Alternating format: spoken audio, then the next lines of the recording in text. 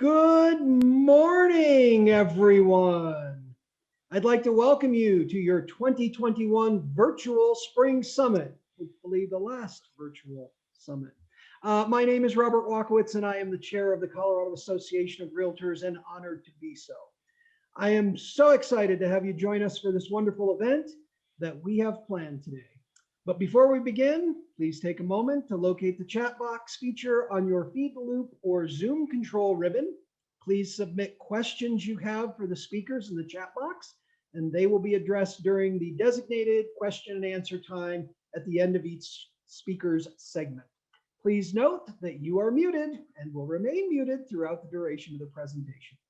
If you encounter any issues, please post in the chat for assistance. If the session abruptly ends, please remain online and check your email for the next steps from CAR staff.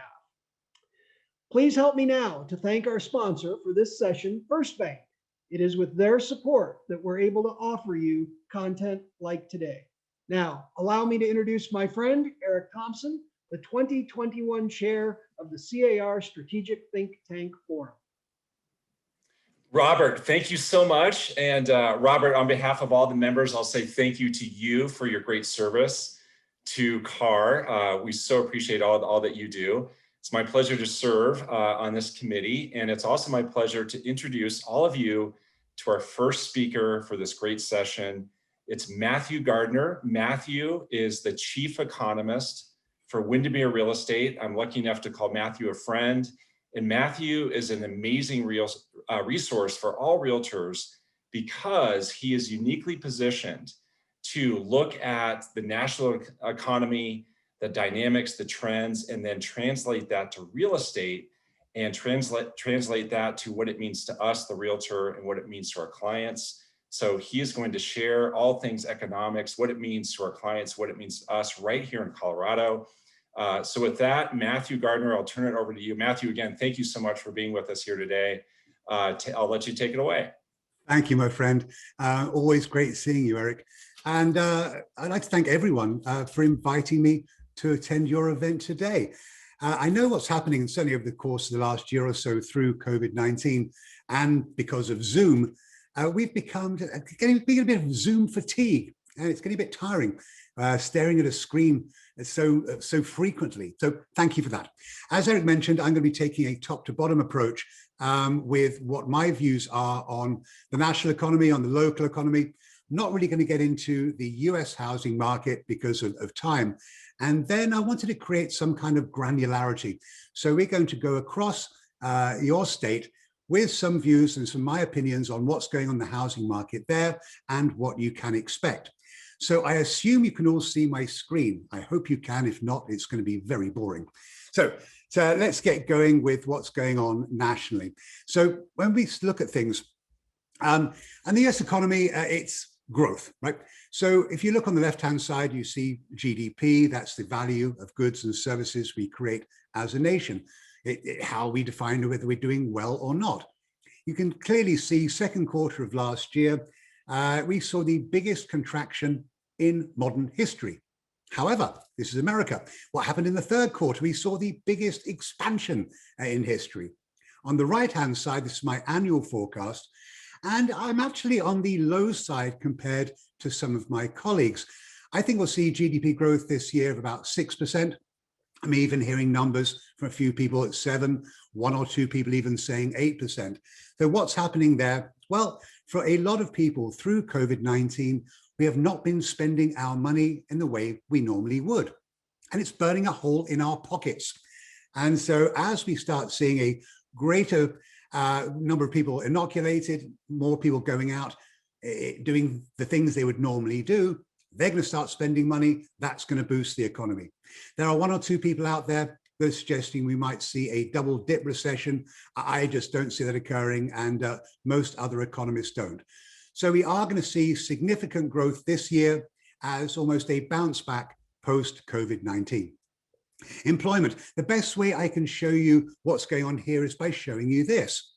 So between the fall of 2010 and the spring of 2020, this country added a bit more than 22 million jobs. We lost that many in the space of 2 months. So really quite remarkable contraction. In essence, last spring, we turned the economic lights off. And because of that, a lot of people lost their jobs. We saw a pretty significant bounce back or spring back following that. Now, December was negative. Blame, I'm afraid, leisure and hospitality. That sector laid off 500,000 people in December. But since then, certainly the March numbers, very, very significant. And I do expect that we'll see continued growth in employment, in the recovery of employment as we move through the second half of the year and purely muted me. We'll see more companies. Am I muted? I'm not now. Can you hear me? Yes? No? Please tell me so you can hear me. You are We can hear you. Okay, great. Okay, thank you. So we'll see greater growth as we go through the second half of the year, as we reopen the economy, more businesses start to feel comfortable rehiring again. Now, this number, or these numbers here, this is my expectation of employment growth per month in the quarter. And I think that as we go through this year, we'll probably average in the third quarter about 600,000 new jobs. So it is pretty significant. That said, we are not going to be back to full employment until I would expect sometime in the spring of 2022. But it is going to certainly feel better in the second half of this year. Unemployment was horrible, 14.5% in April. But you know what the real number was? The real number was 23.5%. That is a number we haven't seen in terms of unemployment since 1938. So it's been a very long time. And that's a different way of measuring unemployment. So these numbers here you see are people that are out of work, that are actively looking.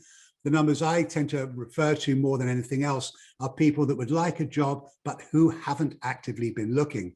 That number's around 11.5% right now. It's getting better. And I think I do expect to see continued improvement in both the U6 and the U3, this report, as we go on. We'll probably break through the 5% barrier, either very, very late this year or early next year. So when we talk about the national environment, yeah, I mean, everyone, certainly all analysts, a lot of weight, not just on the distribution. We seem to be doing a very good job of that right now. 3 to 4 million new doses given today. At least half of the adult population in the country has received at least one dose. It's not going to be balanced. There are naturally still parts of the country who are, shall we say, reticent to take the vaccine. Hopefully they'll change their minds as we move forward. But if we assume this is the case, then I think we'll see a tamping down of the wave, the new wave of new infections we've seen over the course of the last couple of months. Yeah, not all jobs will come back. And if you think about it, it's really been very bifurcated. And the examples I'll give you are this, and it will be actually the hotel industry. The next time you check into your favorite hotel, it's quite likely there won't be a front desk. Your key will appear on your phone. You won't actually have to talk to anyone. Food and beverage services, again, are going to be curtailed fairly significantly for quite some time. And those are workers that lost their jobs, that were hoping to come back. Maybe some of them won't. And because of that, they're going to need to retrain, find a different industry. And that means the unemployment rate for a while will remain more elevated than it would be normally, assuming the fact people would go back to the jobs that they had pre-COVID. New federal legislation to aid the recovery. Now, we know there's a lot more helicopter money that's coming down, but infrastructure programs. Now, absolutely every president has talked about implemented new massive infrastructure programs to drive the economy forward. When was the last time one was actually put in place? That's right, under President Clinton. It's been a very, very long time. So it's going to be hard for any new administration, and certainly the Republicans are going to push back against this fairly significantly. But there are plans out there for more spending. Again, if we get that, and we certainly need infrastructure. Our roads, our bridges are falling down. So if that happens, then that will be another major boost to the economy. Yes, I think that we are in pretty good shape given what has happened over the course of the last 14 months. So it is getting better. I think that is going to continue. As more people get vaccinated, they're going to start going out. Businesses are going to feel more comfortable. And I think we will get back to some sort of semblance of order this year. But without a doubt, the economy will expand. jobs will return and the jobless rate will drop. Oops. Anyway, so now your economy. Now this is my state-by-state forecast of the Western United States, the area which my company has a presence, looking pretty good. I expect you will see 3% job growth in Colorado this year. Lower in California, we are seeing people still migrate out of California, even though they're growing. Where they're going? Well, many of them are heading north. One or two are staying in Oregon. Unfortunately, however, most of them are coming to me, and I'm in Seattle. But it's not just into the Pacific Northwest. They're also coming out into Utah and into Colorado as well.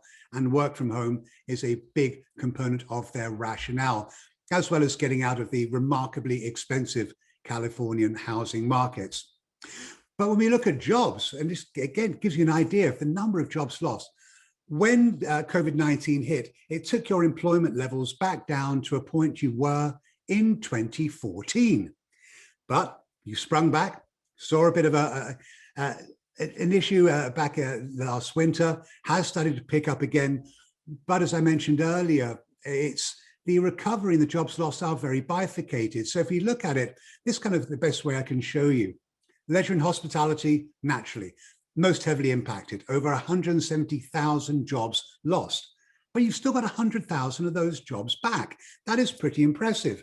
And in fact, some entities, retail trade, almost back to where it was before. Same with other services. And so wholesale trade's doing better. Transportation, warehousing, utilities actually has seen a greater number of jobs created today than there were before COVID-19 hit. So it's really been unbalanced. The one thing I would say to you as people involved in the housing market is that a lot of the jobs that were lost were renters, not homeowners.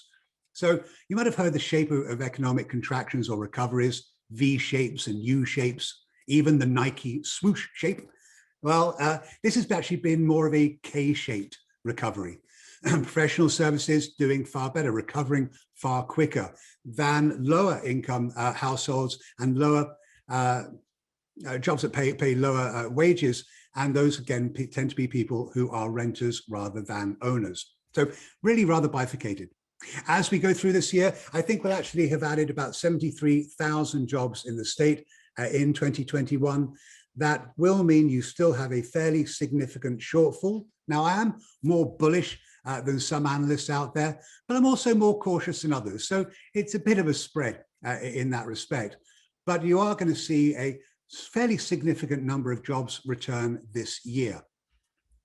Unemployment, well, I'm just going to show you where it was in the major metropolitan areas and where it is right now. So certainly better. Some are still elevated, as you can see, but the trend is still heading the right direction. And that will continue as we move through this year. So regionally, what do I think? Well, uncertainty, and it is because of COVID. And yes, my liver is hating me right now. We have to make some kind of a rationalization for growth, but it is uncertain. And it really does presume that we are going to take the vaccine. Certainly the vaccines that have been held back, Johnson & Johnson, AstraZeneca, I think they will start to be allowed to be taken again, probably by the end of this week.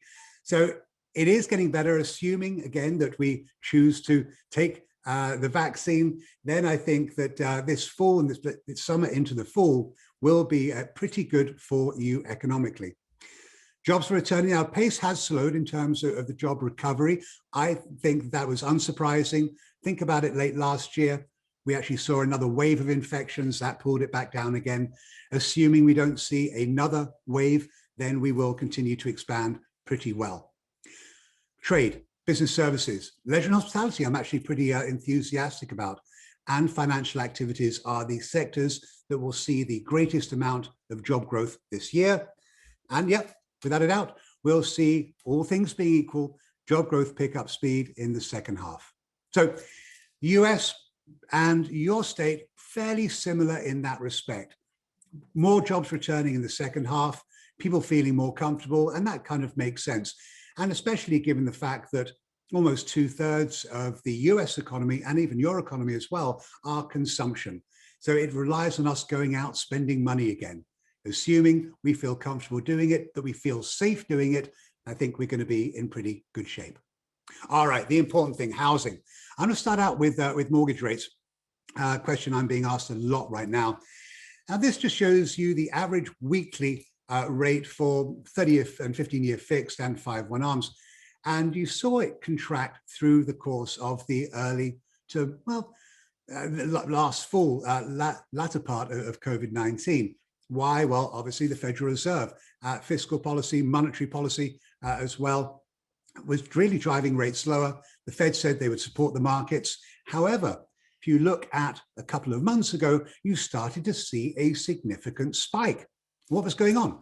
Well, case counts were dropping, vaccine distribution was improving, fiscal stimulus, and those all put upward pressure on rates. So they did see a bit of a turn down in the last couple of weeks. In fact, right now, the 10-year Treasury is down in the 1.5s. That they drive mortgage rates, obviously. So that's looking pretty.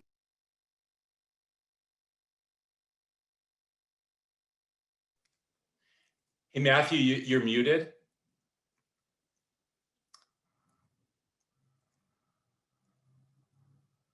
Hey, Matthew, if you can hear me, you just got muted a few seconds ago. I'm not sure who's muting me, but somebody's turning me off. So okay. Am I back now? You are back. All right, great. Let's try this one again. So rates are pulled back down. However, the trend is starting to rise. And here's what I want you to think about. Yes, we saw a jump in rates, but look where they were compared to only a couple of years ago. Still remarkably, remarkably low. However, it's my opinion that we will not see 30-year fixed rates starting with a 2 handle again. Those days are behind us. However, from an historic perspective, rates are still going to stay remarkably low. How low? Well, this is my forecast for this year. And we'll probably hit about 3.5% on a 30-year fixed by the end of the year. 4% mortgages, quite frankly, are a 2022 story. So yes, rates are rising. That will act as a very small headwind to home price growth. Home price growth will slow, but for reasons I'll talk about a bit later on. But they are going to continue to trend up. Now, naturally, this is just my opinion.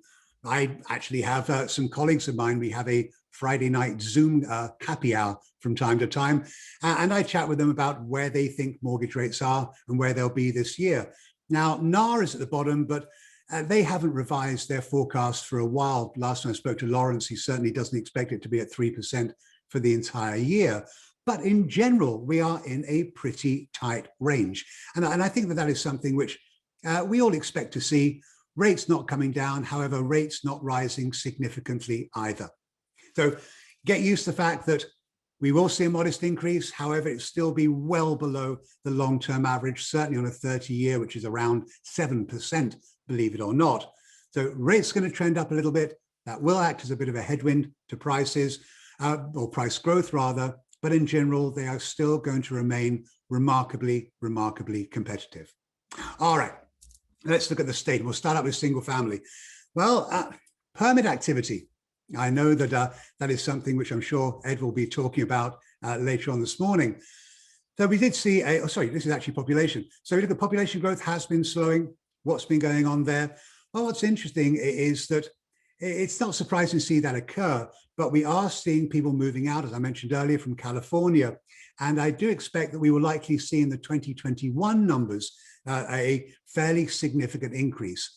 So where have we seen growth? Well, the Front Range, obviously. Fastest growing counties were Weld, Elbert, Douglas, and actually in Broomfield. But in absolute terms, in warm bodies, Denver, Weld, Douglas, and El Paso still growing very, very significantly.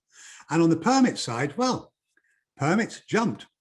Now, this is the tentative annual numbers, 2020 numbers. We'll get the final numbers, I believe, sometime mid next month.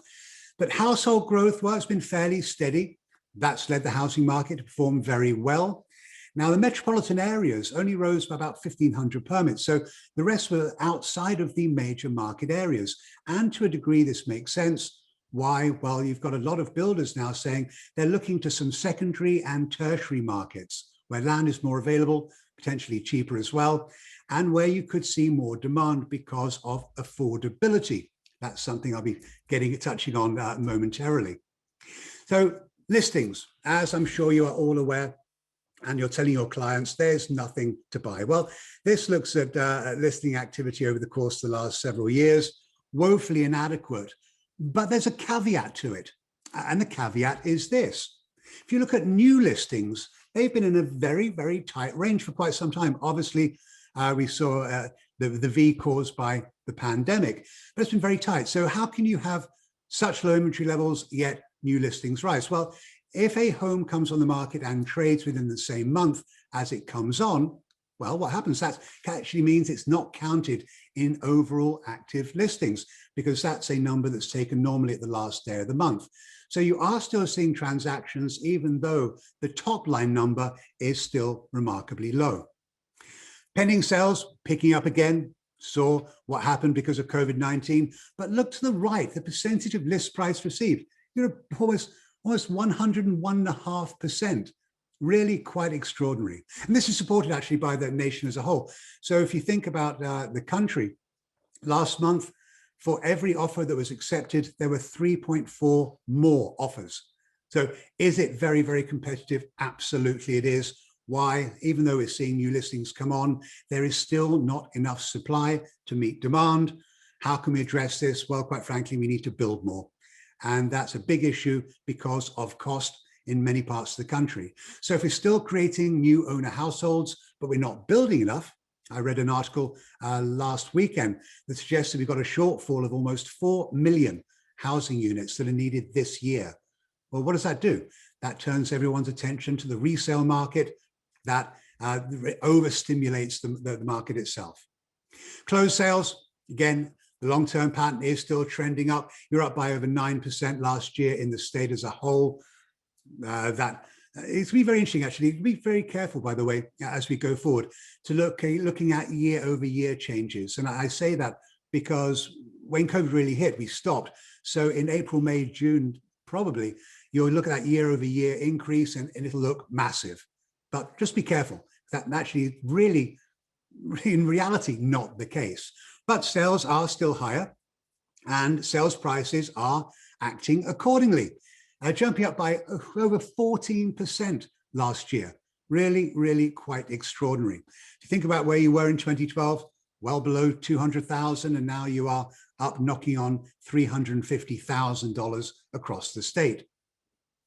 Mentioned how tight the market is, months of inventory. Now, I like to see this number, depending on where in the country you are, somewhere between 4 and 6. In your market in Colorado, by the way, I'd say somewhere around that 4 to 5 would be a decent number to have. 4 to 5 is not 3 weeks. And that is where you are today. So a lot more demand, a lot less supply, prices going up. What impact does this have? It hits affordability. So housing, I'm afraid, has not been technically affordable, and technically being the ability for a household making median income to afford a median priced house. Hasn't been that way since 2017. So you've really had a pretty good wave of new people coming in to your marketplace, many moving in from other markets. Your economy is performing very well. Businesses either locating or expanding into Colorado. And a lot of these people are coming in from more expensive areas. That is hitting affordability because you have not been building enough housing. Multifamily is interesting as well. Permanent activity is down now. You've got to be a bit careful on multifamily because you cannot pass what is ownership relative to what will be apartments. But as I dug deep into the numbers, we did see a big jump in duplex permits, up by over 130%, but a significant drop in larger projects. They're up by almost 20% over the course of the last 2 years. And that, I think, for the better part, is down to the apartment world. Apartment market, as I mentioned earlier, significantly more impacted by COVID-19 than the ownership market. So I think there's a bit of a hole going on there as well. And if you talk about larger multifamily ownership projects, well, again, the issues they have there tend to revolve around cost. We know construction prices are rising very, very significantly, and that means that has to be reflected by rents. Only so, or prices, sale prices, only so far you can increase those. So listings low. Again, you've seen a fairly decent width or band in terms of new listings. So we know that there is demand, even though overall activity has been very low, or it was very low. Pending sales picking up. You are going to see greater interest, I believe, in multifamily housing. A lot of it's going to be driven by first-time buyers. In some markets, they would like to buy a single-family home. Sometimes they're going to be stuck, that they just don't have the financial wherewithal to do it. And they, therefore, are now looking at multifamily housing as an option. Clearly, we know there's demand. Percentage of list price received, again, above 100%. So that wave's been picking up over the last couple of years. It will be interesting to see whether that continues or not as we go forward. Intuitively, I believe that it will. Sales are up over 10%. Again, massive increase we've seen. So we saw that kind of hanging around over the course of the last several years. But when I think we'll see more interest, and I think we could also see more development activity in the multifamily arena going forward. Prices still 350 median sale price, down almost tripled, up by 8% year over year. That is a very, very significant figure. And we're down again around 1 month of supply. So that is hard for a lot of buyers. They want to get in, they want to buy, still very competitive. So it's not just single family, it is multifamily as well. But a lot of it is, again, because of affordability. Housing is still per se technically affordable in the multifamily environment. So that's the big picture. Now, in terms of pricing for the state as a whole, well, you've got a massive state, 57 counties you have.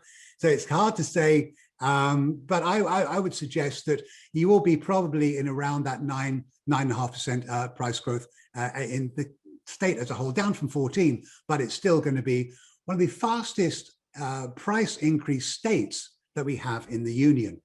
Now, getting a bit more myopically, I'm going to look at several markets. So buckle in, it's going to be a lot of talking. And by the way, rather than taking snapshots, if you are of these slides, I will be sending the complete deck to CAR this afternoon. So please feel free to reach out to them if you'd like a copy of it. It'll be freely available. So starting out with Denver, and I'm going to concentrate more on the Denver market. We really have seen new listings have actually been rather stable, but we saw a palpable drop which started in the fall of last year. So still very, very tight in most markets. Slight uptick in Adams County, but in general, not much to talk about. But we look at sales, the overall trend is, now we're seeing a lot of the larger increase in a couple of counties, Park, Clear Creek, Gilpin. Why? Well, very simple, price. And it comes again down to that question of affordability. And so you're seeing a lot more demand. And a lot of this is going to be driven by the potential to work from home and people looking to move out or away from some of the more expensive markets into others where they can get a lot more home for their money. That, I think, is something we will continue to see. And for a lot of people, I also believe that they will move and we'll see that increased turnover of housing, because maybe their existing house just doesn't meet the needs of working from home. Personally speaking, I've been working from my dining room table for 13 months now, and I'm getting very bored with the four walls around me. So I think we'll all see that migration pattern continue. I'll be interested to see what Ed thinks about this a little later on. Price is up, again, remarkable. If you bought a home in the greater Denver area back in 2012, well, your home price has easily doubled. Now, on the long term, the greatest growth rates were seen in Adams, Clear Creek, Denver, Gilpin, and Park counties. So that's doing, they are all doing pretty well. The way you see that the small increases, Albert, for example, is one. Very small counties tend to see massive swings and fluctuations. So it's nothing I would particularly worry about. On the multifamily home side, listings again down pretty much across the board. But new listings are up. So again, that does define the fact that we are still seeing a lot of transactions occurring, and this clearly shows it. Now, versus the long-term average, sales in 2020 rather, were up by 22%. Now, where we saw the most growth in multifamily, Denver, Douglas, and Adams County. Again, no big surprise in there because those are, the better part, the largest market areas for the better part. So a lot of demand, a lot of interest, and prices continuing to escalate. Again, patterns looking pretty remarkable. Now, Park County, yes, it was negative, but again, remarkably small. So my forecast for the greater Denver area looks like this. Are we going to drop down into single digits in many counties that have seen double-digit price growth? Yes, we will. Will it still be above the long-term average? Absolutely, that is going to be the case. So in all, what's going to cause this slowdown? When we know we've got a lot of demand, we know we've got limited supply. It is going to be price. It is going to be affordability, and it is going to be the fact that mortgage rates rising, acting as a bit of a headwind. But remember this, there must always be a relationship between incomes and home prices. We broke that relationship, and it can be broken if mortgage rates drop sufficiently. For every 1 percentage point drop in mortgage rates, that means that your buyers can afford to pay 10% more for a house. However, now I believe that mortgage rates are going to be trending the other direction. So that's going to be an issue. Income growth, we'll see income growth this year, but again, it's going to be bifurcated. Some of the professional business service sectors, I think, will do well. You'll see decent income growth there as companies need to retain and hire good people. But you cannot see this kind of level of 10, 12, 14% price increase across the board in perpetuity. It doesn't work that way. So price still going up. They will rise above the long-term average this year, without a doubt. So looking at the balance of the markets, now here I've got pretty much one slide per area. Starting out with Boulder County, obviously. Now, sales growth, price growth rather, has been slowing, but we are, interestingly, to the north of Denver, seeing greater interest in multifamily. And that is something which I do anticipate it is going to continue. Now, we've seen more new listings, but we've still seen sales activity not increase that much, but we are certainly seeing greater demand in that multifamily environment over the course of the last several months. Prices up on single family. It is expensive, without a doubt, up there. Months of inventory, again, down that 2. That is half of what I would like to see occurring. And with that, as we go through this year, my forecast is going to be this. We'll see price up by 7.5% in the Boulder market. Looking now at Greeley, up in Weld County. Now, there's been a lot more interest up in that market, again, because of affordability. It is, however, heavily single-family oriented. I don't think there's any big surprises there, as opposed to multifamily. I would not be surprised to see some greater activity in that multifamily arena going forward, but probably not so much this year, likely into next year. But it is affordable. Prices have been rising, and that is something which I do expect to continue. By how much? About 6.5% this year. So it's going to come in essence, across matching where you were in 2020. In Colorado Springs. So this is interesting. Again, relative affordability, but average single family sale prices, well, they're now above 400,000 in both of the counties. So that is a market which I believe is another one which does see good demand. A lot of people like to go down there. Outside sports activities, that is something which is not going to go away. I think we'll see greater interest in those markets. Again, heavily oriented around single family. That I don't expect to see changing. Is it a balanced market? Clearly not. And I'm afraid that's going to be something you're going to hear from me quite frequently. But affordability is still down, certainly in El Paso County, it is doing pretty well. In far as forecasts, probably again about 6.7. So that's actually one of the regions I do expect to see price growth at a greater rate than we've seen before. Now, you can look and say, well, hang on, how can you look at, if you look at the median, for example, in the top right, look at the 13%, 10%, how can that be a median of 4.2? Well, it's because we're looking at the median price, not the average price. So that actually is an accurate figure. Fort Collins. Average single family sales price broke through $500,000 for the first time last year. That is something which that market has never seen before. So listings, new listings, again, we saw a drop down. That is not people, in essence, not moving. That caused a negative impact on sale prices naturally. But prices are still going up, even though the market is still tight. But when you break through that 500,000 barrier up in Larimer, that's getting pretty heady. And so because of that, price growth, again, I think it's going to taper a bit. probably around 6.5% overall for 2021. Looking now at Fremont Pueblo, so that's down to the south in Pueblo Cannon City metropolitan area. Affordable, no multifamily, solid price growth because it is heavily oriented around single family. That again is going to continue. Affordability, as I mentioned earlier, very significant there. But the economy is not that large, but very tight. So even in some of, my point on showing you some of these is that even in some of these smaller market areas, still seeing that churn, you're still seeing a lot of demand going on there. So it's not just myopically focused around the core business centers inside Colorado State. And price growth is going to be solid. It's actually going to be higher. So I'm expecting to see it's one of the largest for 2021. So coming in at just shy of 9%.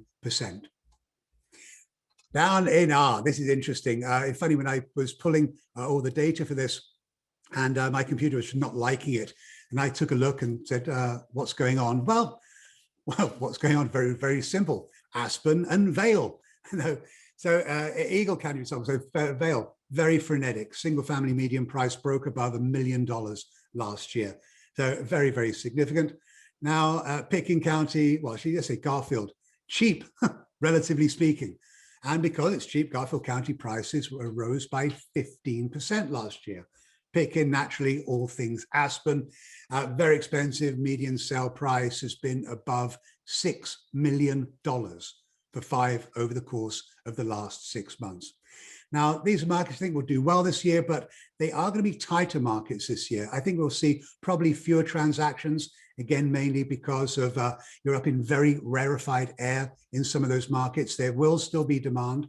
A lot of luxury home buyers, and specifically luxury second home buyers, they're still looking at financing costs as being, in essence, relatively speaking, very cheap. But it's not just that. A lot of these people are also looking at real estate as a way to hedge against the concerns over future inflation.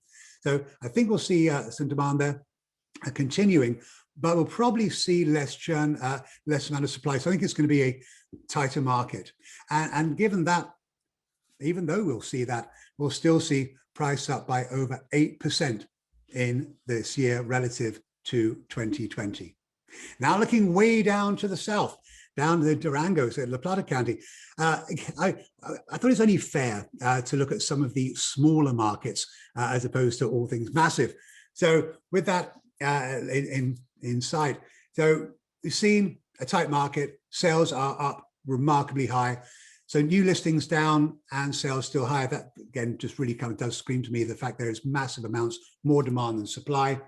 Price growth has been doing remarkably well, although it is still per se a balanced market. In fact, if you look to the lower right-hand side, you can clearly see here it's one of the only markets out there that we've looked at so far today that has been essentially close to balance. So we've seen that drop in months of inventory, but it is still a bit elevated, still solid transactions occurring. And with that, we will see price growth. Now, what's going on, a lot of it here, people fleeing cities actually drove that marketplace. But what we are, I expect to see going forward is that given the fact of where pricing is, lack of supply, still got solid demand, prices will continue to appreciate. Montrose, Luray County. So Montrose, we've actually seen a slowdown in single family transaction prices. We saw the opposite in Luray County, but it really is remarkably tiny. So it's one of those areas, again, that suffers major swings. But they're really across the board, 7.5% price growth we saw last year. Months inventory, yeah, close to being balanced, which is good. But again, it is a tiny area. But given that fact, prices, this is actually going to be a market which likely will see price growth at this year at the highest pace that we've seen out of any of the other markets. And finally, Steamboat Springs, so up in Moffat and Routt County. So the townhome listing, multifamily listings, they tend to be in Moffat County. Oh, sorry, they're not there. Almost all of them are in Routt County. But in Routt, we saw a massive jump in single family sales last year, a very remarkable increase. Now, it's one of the few technically balanced markets. I did see one we mentioned earlier on. This is the other. It is, in essence, fairly balanced, therefore. We did see a drop in terms of single family sale prices last year. I think that's an anomaly given the fact that it is still remarkably small. But prices ultimately, I believe, will be up by probably around 5.5% as we in 2021 versus 2020. So that's the kind of the swing around the state. But what I wanted to talk about now are a few more unique things. And that is the fact that there's a lot of worries out there. I'm sure many of you have been hearing about it. We actually talked about it very briefly before this event started. And people are worried about forbearance. And I think they are remarkably overly concerned for a couple of reasons. One of which is that a lot of people that took forbearance, well, actually a number of them actually didn't ask for it. They were just given it. But a lot of them took it as out of an abundance of caution. I hate using that term. So many people do. But they were still paying their mortgages. Now, we're at rates now which continue to drop. In fact, the number of homes in forbearance now is half of what it was at the peak. It was a very smart program that the FHFA implemented back last spring. It made sense to do it. And obviously it's been continued, has been expanded. But here's what I think is going to happen. People that are saying, well, I'm going to wait because I think I'm not going to become a buyer because we're going to see a flood of foreclosures. Well, two things. One is banks have no interest in foreclosing on anyone. They're working with their owners to try and either extend the term of the loan, get them into a refinance to get them back on a stable footing. That I admire significantly, and that is something which is without a doubt going to help. But on the other hand, if somebody, and it'd be a very sad situation to see, that just can't get straight as and when they come out of forbearance, well, what are they going to do? Well, remember the price growth trend lines that I've showed you have been massive. People that, if you bought your home within the last year, 18 months, you've got a lot of equity already built up. What will you do rather than enter foreclosure? You will sell. And so as much as I do anticipate nationally, we'll see an increase in foreclosures this year, probably about 500, 550,000. It's not going to be that tsunami that people were expecting, and certainly nothing like the numbers that we saw back when the housing bubble burst in 2008. Development activity. We know we are supply starved. We know we have a lot more demand than supply. That is only going to continue as your market and markets like Colorado continue to expand their job base. I also expect to see businesses that are currently not in Colorado, well, maybe if they're in California or even here in Washington or Oregon, well, when they look to grow post-pandemic, are they going to grow the mothership, or are they going to do what's called the hub and spoke model? The hub and spoke model, in essence, is you've got the home base and you send out spokes, satellite offices. And if that happens, and I would not be surprised to see it occur, they are going to look to other, more relatively speaking, cheaper areas. That's going to bring in more population, more demand for housing. But affordability is something in your state we need to be thoughtful about. We talk about new construction. We know that land costs continue to escalate, especially proximate to our job centers. Labor costs continue to escalate. No one's becoming a plumber, carpenter, or an electrician. And because of that, that pushes up labor costs. Material costs. Softwood lumber prices have increased by 170% over the last several months. Now, they have pulled back a bit. I expect them to probably drop down by 18% or so this year, but it's still very expensive. But it's not just that. It's copper, steel, aluminum, all manner of materials continue to increase in price. And finally, regulatory fees. 25 cents of every dollar it costs to build a home in America are regulatory fees. So imagine you're a builder. You put all your costs into a bucket, put some profit on, and it spits out a number you have to sell the home for to make a margin. Or what if that number is $600,000, but the market price acceptance point is $400,000? Are you going to build it? Probably not. Now, did we build those homes back in 2005? Of course we did. What's the difference? Well, back in 2005, something called OPM, other people's money. And builders were great spenders of banks' money. Well, you can borrow today 62, 63% of cost. You've got to have some skin in the game. Builders are therefore becoming more cautious. But the demand level is going to increase. Why are we going to see an increase? Just an organic increase. Well, think about those pesky millennials. there are a lot of them out there. In fact, millennials outnumber baby boomers fairly significantly. But what we are already starting to see, we're on the cusp of a wave. Now, what is that wave? That wave is millennials turning 30. Now, why is that important? Well, more than turn 30 this year, actually next year and the year after, than any other point in history.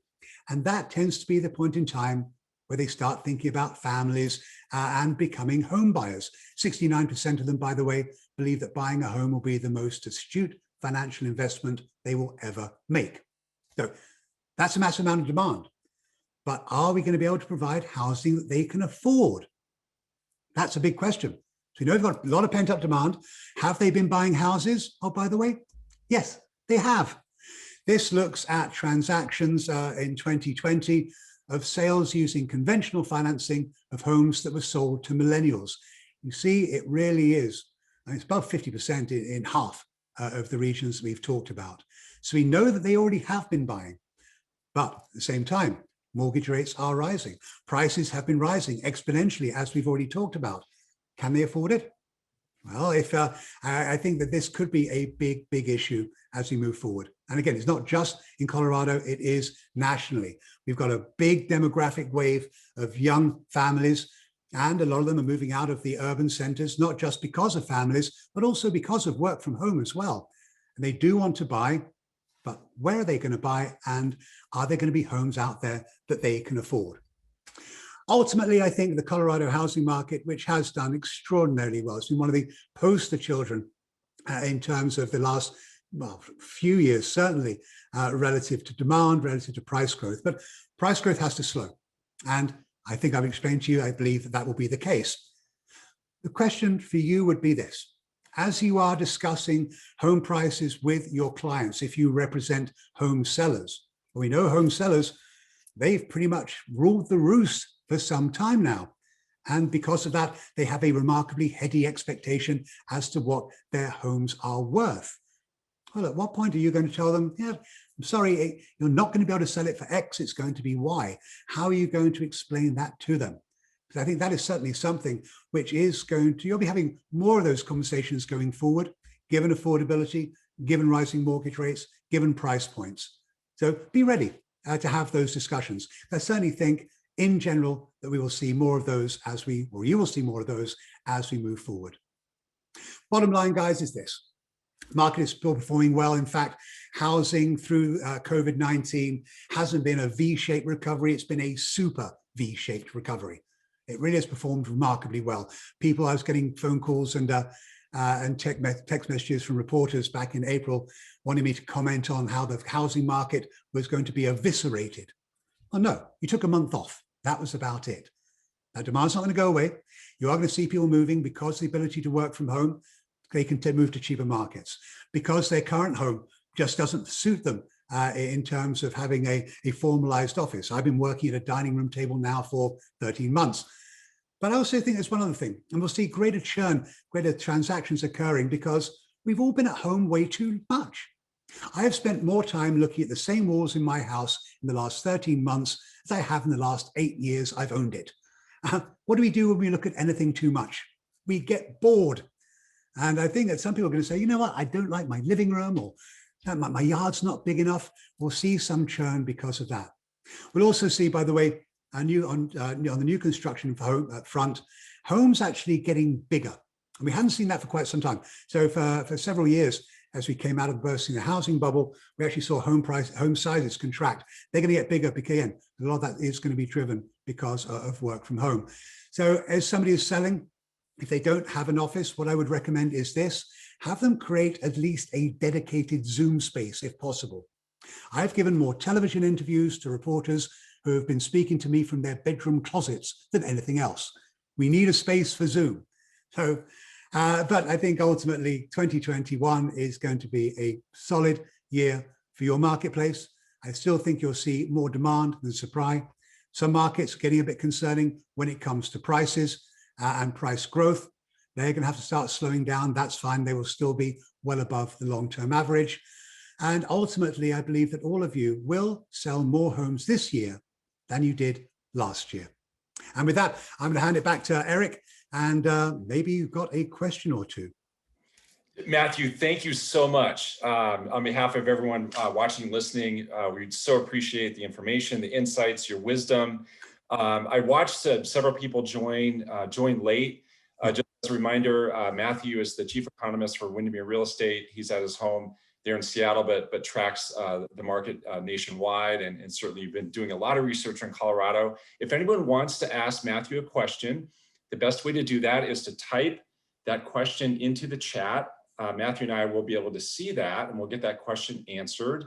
And we have up until the top of the hour to field questions. And to kick things off, yeah, a couple for you, Matthew, if that's all right. So can you help us with, I think, one of the most common questions we're hearing from clients. And as I see it, it's a new version of the bubble question, right? So for many years now, we've been hearing the question from clients, oh my gosh, are we in a real estate bubble? Is this another real estate bubble? When's the bubble gonna pop? You know, all those things. And now what I'm hearing, the new version of that is clients asking, is this the top of the market? Concerned this is the top of the market. I don't want to buy at the top of the market. Help me understand that. I'm going to wait until it's no longer the top of the market, which gets interesting to even think about that comment. But can you help us with that answer? You know, how would you answer that if you were sure. What would you say to them? We are in a completely different world to that we saw back in until 2008, when, quite frankly, if you had a heartbeat, you could get a mortgage. My dog qualified for a mortgage. It was ridiculous. So here's a couple of things that I keep an eye on, and that is the share of ARMs, adjustable rate mortgages. In 2004, 1 in 3 mortgages, 1 in 3 in America were adjustable. They were the teaser loans that you remember, right? Now, what is it? Last month, below 3%. So we're not seeing that occurring. Most importantly, beyond that, is the fact of our ability to service that mortgage. And so we can afford to buy the house, which is something we didn't have with the liar loans, the ninja loans, no income, no job or assets, and people buying homes then. So no bubble, it's organic. But to talk about the fact of a bubble forming, no, because a bubble forms when there's speculative activity. We're not seeing that. In fact, home flippers, those numbers continue to contract as well because there's not enough of a margin, because how tight the market is of people buying homes to renovate and sell. They're having to pay too much to get the required margin. So we're not seeing that flipping activity. That's good. We're not seeing ARMs. That's good. But in terms of not wanting to buy at the top of the market, we've got to be very careful about that, because you're almost conflating housing, which is a home, with the stock market. Now, I don't want to buy a stock at the peak of the market, sure. However, housing, it's not fungible, so it's sticky. And when I say sticky, it means it's something which, I can't buy a share 1 minute and sell the next. I can't do that with a house. With a house rather, it should be your home first and an investment vehicle second, but for longer term gains. If you're thinking, for me to buy a home, it has to go up in price by 10% per year. But if you think that, don't. It makes no sense. So to buy at the top of the market, yes, you can say that we are in many markets in Colorado, in fact, across the country, at, or we're not saying an inflection point, at a point whereby we need to let incomes catch up to home prices. And at the same time, you've got mortgage rates rising, and that acts a bit of an obstacle as well. But to think that home prices are going to drop, no, I mean, where we have seen drops, they're in very, very specific geographies. And that would be condominiums in Manhattan. So they got hit the last couple of years, mainly because of a massive oversupply. In San Francisco, again, multifamily, because San Francisco, perennially the least affordable housing market. So I'm not worried about it, but I certainly expect home prices to slow. But we should all be thinking about our houses as our homes first and an asset second. So absolutely, and that just makes sense. So is there a housing bubble? No. I mean, we can afford to pay our mortgages, and quite frankly, as I mentioned in my comments, people that have lost their homes or rather have gone into forbearance, that's sad. It's a smart thing to do, but I think a vast majority will come out of it just fine. So we're not going to see that flood. To see prices drop, one thing has to happen. We have to see a massive increase in inventory. Well, where's that going to come from? Don't see it happening. So just clarify, when you say you see prices slowing, what you mean is Price appreciation. the pace will slow down. Yes. Nothing like at all prices crashing. Oh, no. In order for that to happen, the inventory situation would have to be drastically different, which, Matthew, leads to my second question. Now, Yeah. Let's imagine you and I are sitting at the bar. By the way, Imagine that. been too long since you and I have done that. We're sitting at the bar and I say to you, hey, when is this going to stop? When are we going to get some relief? And what does it look like? Like, what's going to cause the relief? When can we expect it to happen? I think that's something big time on the mind of all realtors. You know, we don't want it for our clients. We don't want it for us either. It's tough for us, but mostly it's tough for our clients. When can we expect some relief? What is it going to look like in terms of what will trigger it to happen? I think and that's a great question. I think demographically driven demand is going to be very positive. You know, I jump and leap about millennials. You know, it's a massive wave of them. That's a lot of demand. I think what we will see, what we haven't seen thus far, a lot of move down buyers. And that's kind of been fascinating. It's not just in Colorado, it's really across the country. And what's been going on there are a couple of things, one of which is we're staying in the workforce longer. So we're not retiring when we're supposed to. And until we choose to do that, it is very unlikely we're going to downsize. So that, I think, is going to start likely picking up pace, but again, not this year, but we should see more of it. But there's even a wrinkle in that argument as well. And the wrinkle is this, is that even if people are retiring, a lot of them are not moving. And they're not moving because they have too much stuff. And bear with me on this point. What's fascinating is that they've got all these belongings. They want to downsize from 4,000 square feet to 2 or whatever. But they've got all this junk. Now, normally what would they do? Well, they give it to the kids. Guess what? Kids don't want it. It doesn't matter if great grandma bought the dresser across in a covered wagon in 17, whatever. You give it to the kids, it'll be on eBay within a week. So they are either not moving, or if they do move, they're moving into a similar sized house.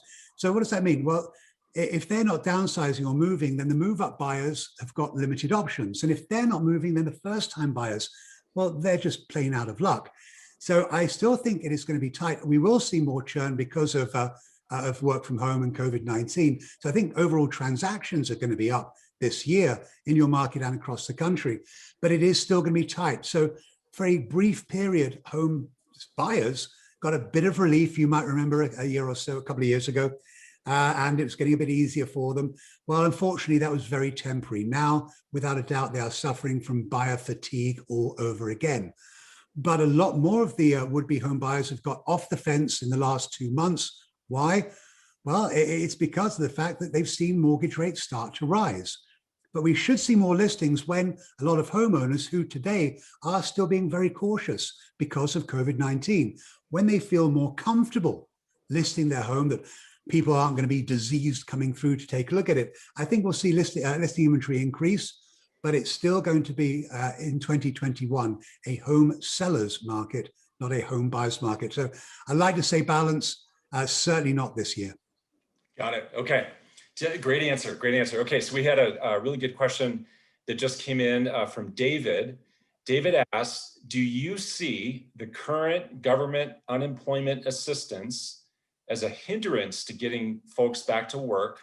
It seems that a lot of positions and jobs are available. However, the demand for unemployment assistance continues to be high. So yeah, and that's true. That'll be our last question too, by the way. Sure. By the way, so. And it's a great question. I could talk for an hour about, but I won't. But yes, in essence, with the additional assistance we're getting from the federal government, people are making $600 a week, and that's going to put you in at about $15 an hour. So that what it's hitting is it's hitting the bars and the restaurants more than anything else. In fact, they want to open up. They've been stuck for the longest time. Now I'm hearing they're having a hard time hiring wait staff, hiring cooks. So it is very much at that lower price point, lower income threshold. So the impacts tend to be very specific to those industries that are in that sub $15 an hour. I think that will go on for a while longer. And yes, because of that, that is going to keep that unemployment rate elevated. But and built into my model, it's the reason why we should see that drop down to below 5% by the end of the year as that additional assistance starts to fade away and they realize that they've got to get a job. Got it. Matthew, thank you again. And You're welcome. you said you'll make your slides available. Yes, they'll be sent to Carr this afternoon. Okay, fantastic.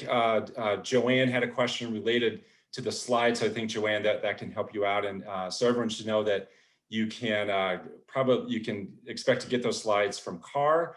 Matthew, thank you again. Everyone should know that I tease Matthew and I tell him that his British accent raises his perceived IQ by 10 points.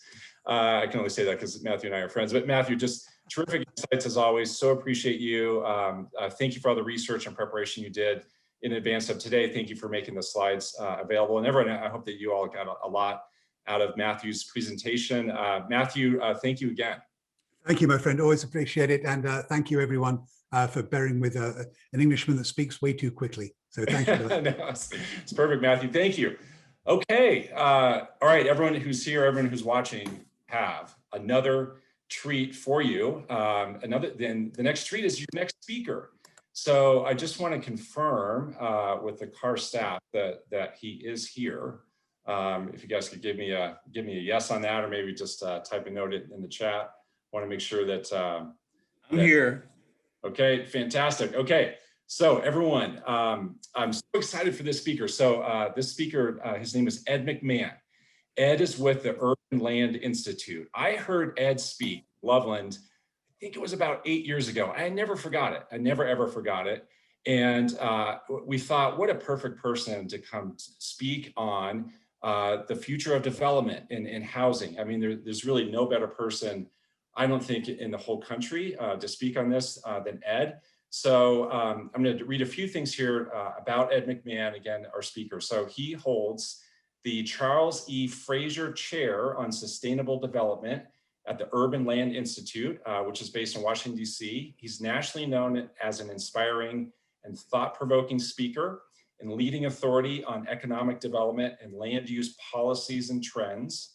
As the Senior Fellow for Sustainable Development, he leads the Urban Land Institute's worldwide efforts to conduct research and educational activities related to environmentally sensitive development policies and practices. In other words, Ed McMahon knows a thing or two. So Ed, we are so honored that you're joining us here today. So appreciate this. And just like with Matthew, guys, we'll have a chance to ask questions at the end. So without further ado, Ed McMahon, thank you so much for being here. I'll let you take it away. Thank you, Eric. I appreciate it. It was a great presentation by Matthew, and it'll be a hard act to follow, but I hope I can do justice to it. I'm going to talk literally about some of the bigger global trends in lifestyle and land use and policy. I'm going to touch on, of course, housing, but also going to look at office, retail, transportation, how the suburbs are changing because that's where a majority of the growth is going to be in the future, et cetera, in the future, so forth. I just want to make sure everybody can see my screen.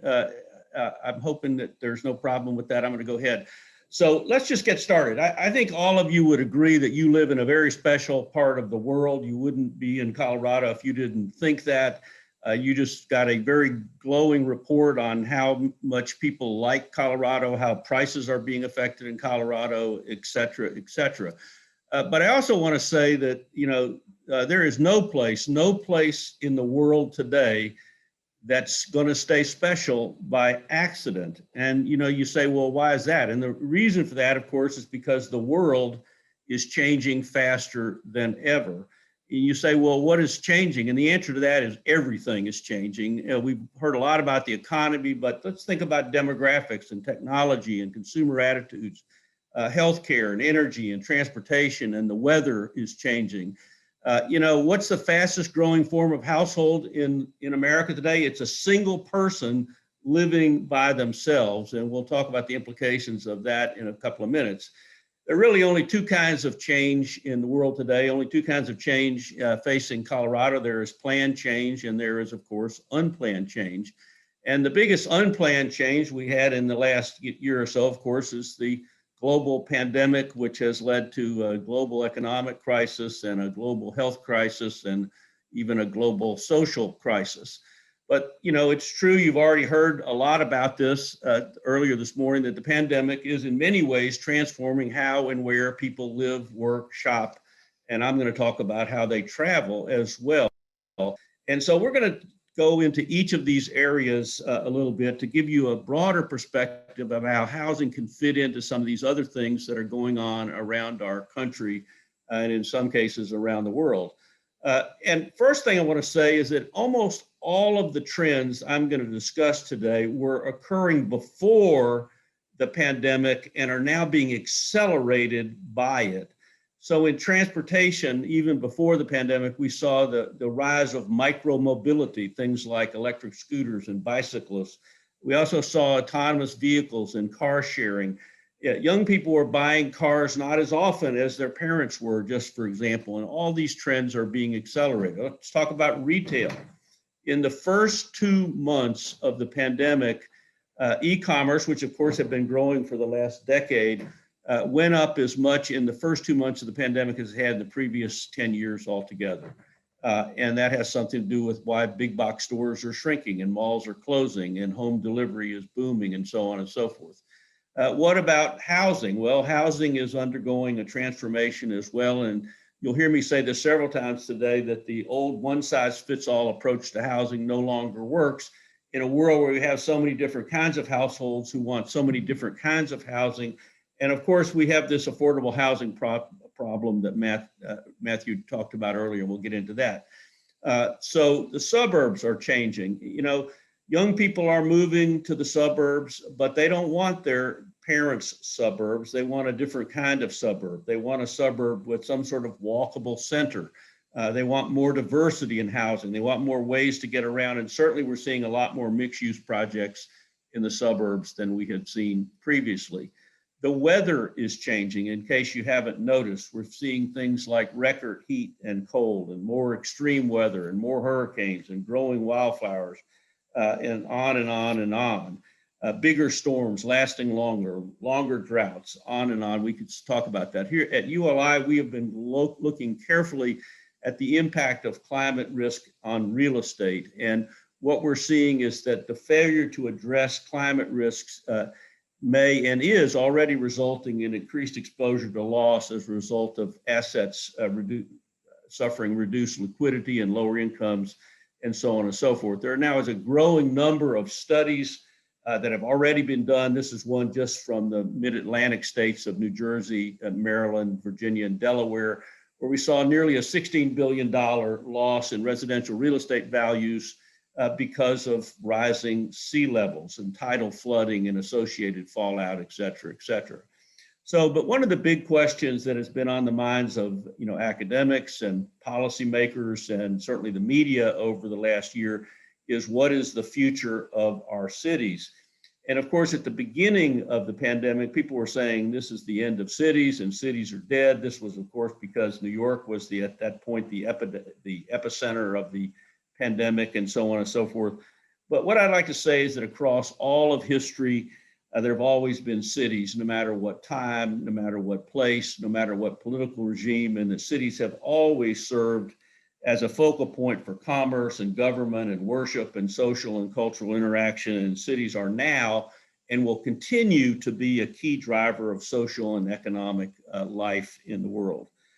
And also, as rents drop, and that is happening in the big, certainly global gateway cities, cities will over time become more affordable again. And we always fall back on the supply and demand. If people are leaving cities now, they're going to start coming back again when things become more affordable, which they weren't in many of our cities over the last couple of years.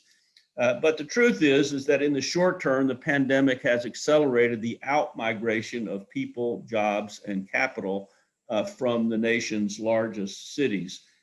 Just in New York City, for example, thousands of residents, at last count I thought it was something like 30,000 people had moved from Manhattan to just Vermont, for example. And in the future, so right now, smaller cities and suburbs and high amenity, and we'll come back and talk what that means in a few minutes, high amenity small towns will benefit But as I already said, in the long term, big cities could become more affordable again. In suburbs, we've seen a doubling of home sales in the most desirable suburbs of most major cities, and you already heard Matthew talk about that a little bit. So what about the health concerns regarding cities? Well, here once again, we've always had health concerns in cities, from the time of Rome to the tenements of the early 19th century to the dawn of the industrial age. We've always had health problems in cities, but cities have evolved and improved and health has gotten better. Cities are adaptable and resilient. There is, of course, evidence that density contributed to the pandemic.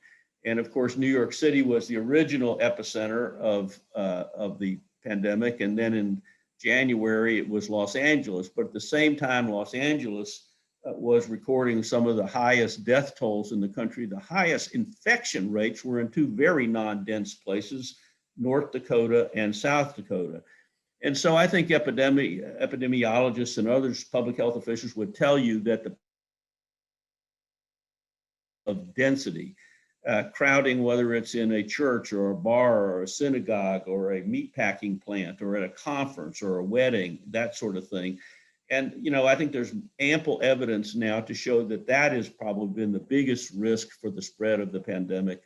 And now that people are getting vaccinated, hopefully we can start resuming our normal lives in sometime in the future. Well, with every problem, there is an opportunity for someone. And I think there is an opportunity today for, as we said before, for small town revival. In addition to my work at the at the Urban Land Institute, I am also the chairman of the board of the National Main Street Center, which works with about 2,000 small communities around the United States on downtown revitalization issues. And we have seen cities, and I'm sure you've seen this in Colorado, you already heard a little bit about this, people moving to small towns. But once again, all small towns will not benefit equally. The ones that will do the best are the ones that I would call high amenity small towns. And those are ones that have really invested in quality of life, in recreational amenities or cultural amenities. They might have a small college. They certainly have a healthy downtown, that sort of thing. So we are seeing an opportunity for small town revival and also for the revival of maybe some inner ring suburbs as well. We recently released our annual Emerging Trends in Real Estate report, and we saw really sort of a bifurcated future. On the negative side, things like non-essential retail, hospitality, urban multifamily, central business district offices, and enclosed malls. On the positive outlook side, we saw industrial and warehousing. Of course, this is because of the boom in e-commerce, et cetera. Single family housing, suburban multifamily, life sciences, and data centers. The pictures down below are, that's a dead mall outside of Birmingham, Alabama, that has been converted into an Amazon distribution center. And we're going to see a lot more of that going forward. So of course, the hardest hit sectors, some of them have been downtown offices, travel, tourism, and hospitality, restaurants, department stores and malls, small local retailers, and public transportation. That's not a small issue for Colorado because, of course, you've invested billions of dollars in your light rail system, fast track, et cetera. And the question is, will people get back on public transportation again once the pandemic is over? So let's talk about offices. So the trend in office space pre-pandemic was to move to open offices. We did that at the Urban Land Institute where I work. We used to all have an enclosed office, and then we moved to a new office that everyone was, no assigned seating. People were sitting at big tables, this sort of thing. More employees and less space, reduced boundaries between staff. You sort of, the idea was to encourage interaction. And of course, corporations all over the country were moving into downtowns from suburban office locations. But post-pandemic, offices look quite different. Of course, now we have fewer employees and more space, and we have increased boundaries between staff, and we have staggered work days and the return of cubicles. We put them back at ULI, for example, more offices in the suburbs. But I think this is a key point, and I'll talk some more about this as well. More employees working from home, but not everybody can work from home. And that has been one of the the real real issues in the pandemic is that the people at the lower income levels, the grocery store workers and firefighters, police, this sort of thing, they basically cannot work at home, and so they had to go to work. And so this is part of the reason why lower income folks have suffered at higher rates during the pandemic than white collar workers like us. And of course, working at home is not always ideal. There are issues, particularly for women, issues of childcare, space for home offices, distractions, loneliness, burnout, Wi-Fi connections. My son, who works at the U.S. Green Building Council, talks about working at home is like living at the office or sleeping at the office. And then let's talk about, Matt made a comment about, you should try to set up a Zoom space in your new home if you're building a new home, for example. Well, just in DC, for example, we built 75,000 new apartments in about the 8 years before this is just in the District of Columbia, not in the surrounding suburbs. Only 520 of those apartments had 3 bedrooms or more. They almost all had floor-to-ceiling glass windows. There was no place for a bookcase, certainly no place for a file cabinet, and no place for a desk. So people were working, as Matt said, at their dining room table, and they might have small children and so forth. And so, this is one of the reasons that has driven people to move out of some of these housing situations and looking for more space, certainly in the suburbs or maybe other places as well. So the $64,000 question for a lot of us in the real estate world is, how many people will go back to work at the office after the pandemic? About 65% of all U.S. companies allowed all or most of their employees to work at home during the pandemic. Very few employers expect to completely abandon office space. And we did hear about a few of the big companies at the beginning said that working from home would be optional for all employees in the future. But, here's the thing, only 1 in 10 companies expect all employees to come back to the office every day. And what we're going to see is a hybrid going forward. The post-pandemic office will include a lot more flexibility. People will work at home some days and they'll work in the office other days, or people will switch days around, that sort of thing. So the future of offices is going to look different. The downtown office is not dead, but a lot of B and C office spaces are going to go disappear. We can convert those into housing. And so that's, I think, what we want to say about office space is that it's not going to go away, but it's going to look a little different. So let's talk about housing. Well, it's really a tale of 2 Americas. And the winners, of course, have been higher income households like my own, or wealthier households that maybe own their own home and perhaps another home. The losers have been lower income households that are more likely to rent or have been struggling to hang on, as homeowners have been the ones that have been losing out. As you've already heard from Matthew, the lack of inventory and low mortgage rates have caused housing prices to rise a lot in 2020. We've seen many urban condo owners or apartment owners leaving multifamily buildings looking for single family homes. I would certainly agree with Matthew that 2021 is going to be a robust seller's market as home prices hit new highs, or maybe they level out, but they're already very high. But buyer competition is going to remain very strong. Let me just give you one example. My son, who I mentioned already, put a bid on a house in a Washington, D.C. suburb called Hyattsville, Maryland, about 2 months ago. There were 26 offers on that house. It was listed at $650,000 and it sold for $738,000. That just gives you, $788,000. 26 offers, all came within 2 days. And that just gives you an idea of the demand in some of our markets around the country. I think rent swings are also reflecting the changed workplace. So rents in places like San Francisco are down 22%, in New York by 17%, in Washington, D.C. down by 12%.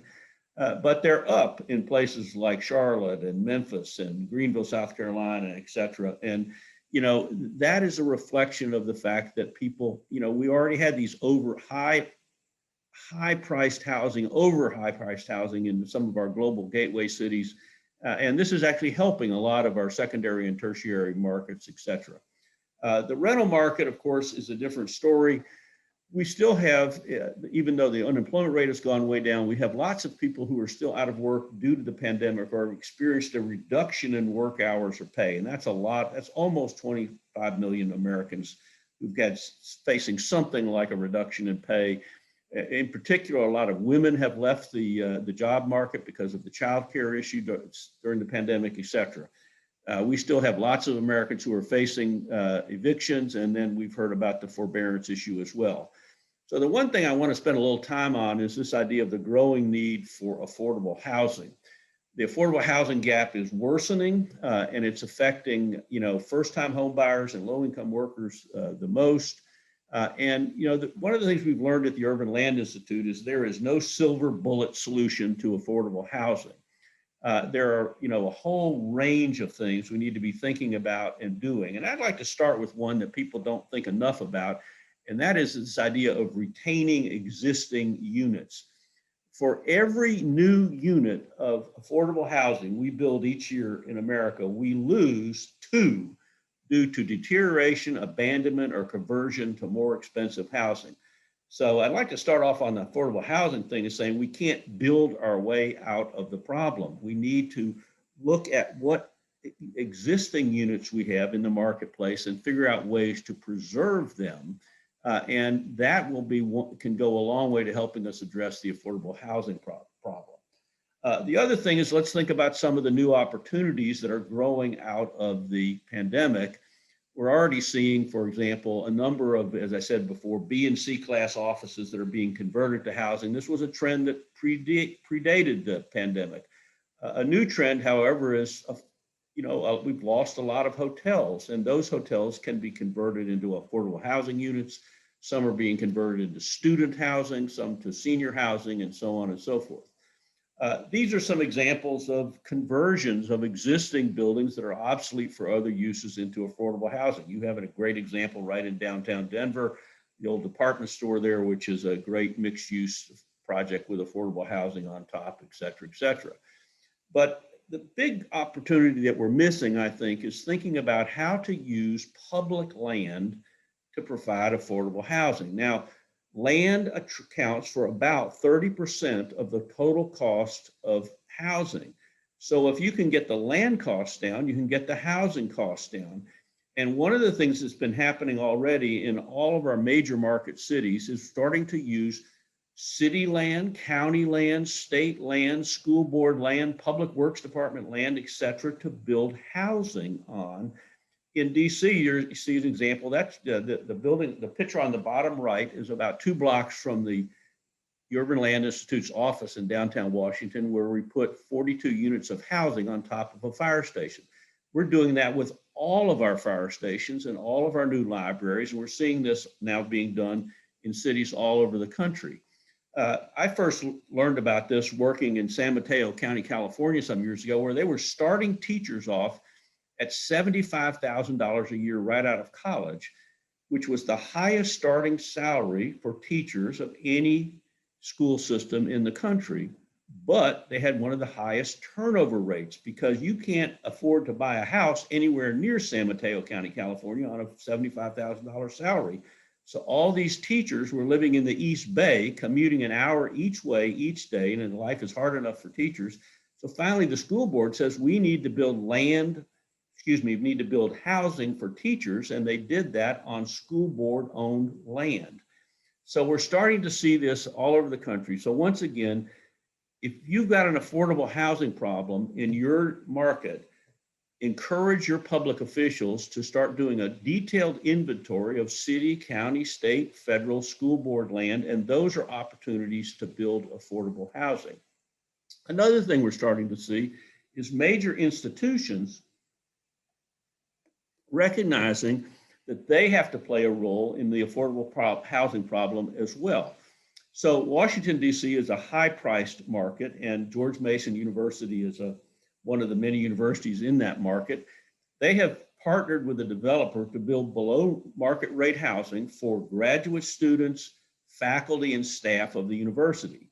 Johns Hopkins University, on the other hand, is in a low-priced market, and the hospital is in what has historically been a pretty much challenged neighborhood, I would say. So they've responded by offering a $36,000 subsidy to any hospital staff who would buy housing near the hospital. And they were having a hard time attracting the best and brightest in terms of medical staff, so they're stepping in and participating in this marketplace as well. Now, another problem is that in the urban market, we've really only had two major housing choices. One is single family homes, and two is luxury condos or apartments. We've built tens of thousands of new condos and apartments in major markets all over the country after since the Great Recession and so on and so forth. But, you know, we simply don't have enough other housing choices, things like accessory dwelling units or small apartments or duplexes or fourplexes or live work units or townhomes or housing on top of retail, et cetera. And if we think about the full range of housing choices, then we can start also addressing the supply issue that we've talked about. We don't have enough supply. Something I said earlier is that today's housing market is diverse and fragmented, and that one size fits all model doesn't work. And so savvy developers are starting to capitalize on changing demographics by providing housing for some of the various diverse markets that we have. So different demographics oftentimes want different kinds of housing, but they have to buy the only thing they're given. So a retiree and an empty nester might want something totally different from an immigrant family with it's got, you know, 3 generations living together, and millennials are different, and single women are different, and so on and so forth. In most major markets before the pandemic, we had a lot of large lot housing and suburban single family housing, but we didn't have enough of this small lot housing or duplexes or multifamily or cottage communities, or as I said before, townhouses or fourplexes or live work units or housing on top of retail. I do want to mention one of the hottest new trends in home development, and that is incorporating farms into communities. Agrohood is a new word. In fact, it was coined by a guy out in Colorado, Quint Redmond, who coined the term agroburbia and agrohood. And it's basically a residential community which features food production as an amenity and a focus. Agrohoods, they vary in size and context and affordability, but they're being found all over the United States today. It's just a list of a few of them. We've got probably, I personally keep a list of about 250, but I'm told now that there are probably somewhere between 500 and 2,000 of these communities around the United States. And, you know, it all started off, we used to call these conservation developments, and the idea was separating lot size from density and saving land, which of course increased the value of the property, reduced the cost of infrastructure because your road lengths were shorter and your pipe runs were shorter, and it was a way to get entitlement in a suburban or rural area, et cetera, et cetera. You know, and just to emphasize the point of, you know, what's the value of open space or what's the value of a farm? Well, developers for many years, as you all know, built golf course developments because they sold real estate at premium prices. But, you know, what we've learned is, of course, it's very expensive to design and build and maintain a golf course. And we've also learned that the vast majority of buyers in golf course developments never, ever played golf. Even when golf was at its most popular, which it is not today. What we found was that parks and open space and even agriculture could sell real estate at premium prices, but at lower costs to create and maintain. And so what we found was developers were starting to build golf course developments without the golf course. And you can't play golf at Prairie Crossing, but you could walk your dog or throw a Frisbee or have a picnic or go for a run or do anything you wanted. And by the way, what's the most popular form of outdoor recreation in America? Walking for pleasure. It's not playing golf. That's way down the list. So these projects are being built not just by boutique builders, but by national home builders like this one. Williford Farm in Loudoun County, Virginia, won the NAHB Community of the Year program. It has a 300-acre working farm. They set aside half the land in permanent open space. They grow 50 kinds of fruits and vegetables. They have small livestock like chickens. They have bees. They have a few goats. They have a weekly community support agriculture program, a market stand. They bring thousands of kids out here every year from the school system and so on and so forth. But let me show you a multi-family example of this. This is in New York City. It's called the Arbor House. It has a working hydroponic farm on the rooftop. Food grown there can be made available to the residents through a CSA, and the extra food is sold in the neighborhood to restaurants and to shelters and so on and so forth. And you're seeing more and more of these kind of projects. And by the way, the grocery store chains all like to want to reduce their food transportation costs. And so you're seeing now working farms being built on the roof of things like Whole Foods grocery stores, et cetera. So just a few lessons learned on this. Farms create an ethos of sustainability and community building. The novelty of this creates interest and energy around projects, and it turns out that open space can be a source of revenue. And as you'll see, on and on, as I said before, consumers are willing to pay a premium for access to things like trails and open space and agriculture, et cetera, et cetera. All right, let's talk a little bit about retail. As I said earlier on, there's been a bifurcation between essential and non-essential retail. We did a survey at the National Main Street Center early in the pandemic and found that of 10,000 small businesses that we surveyed, 63% small businesses did not have an online selling platform. They might have had a website, but they were only selling to people who walked in the door of their store. And so going forward, successful retailers are going to have an integrated omni-channel retailing platform. And we've also seen a couple of things we've learned is that we think bricks and mortar are going to survive, but they're going to look different, and the focus is going to be on experience, it's going to be on service, et cetera, et cetera. We've also seen a strong preference for local stores and brands. Let me just give you one example. The Strand bookstore, which is a very famous privately owned bookstore in New York City, was about to go under because of the pandemic and the shutdowns there. They put out a call on social media for help from the community. And within 48 hours, they had 10,000 orders online in 48 hours. And you've seen that kind of rallying around local small businesses all over the country. Small businesses have, of course, struggled. We've lost hundreds of thousands of small businesses, but we've also seen the growth of new small businesses. And some have done very well. I have a niece who lives in Asheville, North Carolina. She had a plant store, and I would describe it as kind of a, marginal small business before the pandemic, but she was very social media savvy, computer savvy, et cetera. She started an immediate social media campaign. She did have an online selling platform, and her business went up 400% in the first year after the pandemic. And I think there's been a lot of that sort of thing going on around the country as well. Well, one of the things that was a trend before the pandemic was the decline of department stores. JCPenney, Sears, Neiman Marcus, Lord & Taylor, Kmart, Barney's of New York have all declared bankruptcy. Macy's says they're going to close 125 stores. They've already started to close a bunch of them. Department stores, of course, account for about 30% of total square footage in malls. And if you lose the anchor store, then the inline stores, the smaller stores, can either get out of their lease or can demand a rent reduction, which leads to a downward spiral for malls. We've lost about 300 malls after the Great Recession. We expect to lose another 250 more as a result of the pandemic. The best malls in every market will do fine, but the sort of weaker malls are probably not going to survive this, and many of those are being transformed into walkable mixed-use places, and I'll show you some examples of that later on. Let's talk quickly about hotels and hospitality. Obviously very hard hit during the pandemic, but I would say there's a huge pent-up demand for travel.